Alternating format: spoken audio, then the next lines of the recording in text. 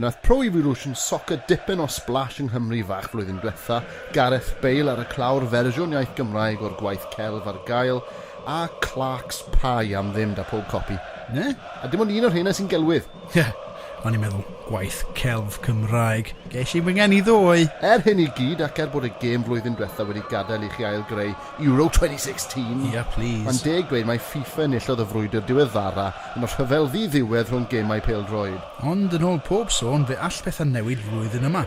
Y peth mawr cyffroes yn PES 2017 ydy'r system AI, lle mae'r gêm yn dysgu sut ydych chi'n chwarae ac yn newid i ymddygiad ar ganol y gêm.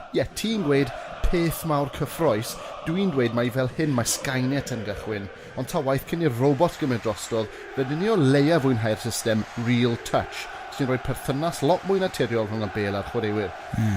Little pleasures there. Ar ben hynny i gyd, mae'r system My Club yn ôl flwyddyn yma yn gael eich adeiladu tîm eich breuddwydion gan gynnwys rhai o ser mwy a Barcelona dros y blynyddoedd. Dychmygwch y peth, Ronaldinho, Neymar, Rivaldo i gyd yn yr un tîm. Swnio braidd yn special, dydi?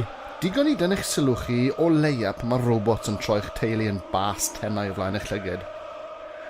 Wel, mae'n di mynd dipyn bach yn dywyll. Football!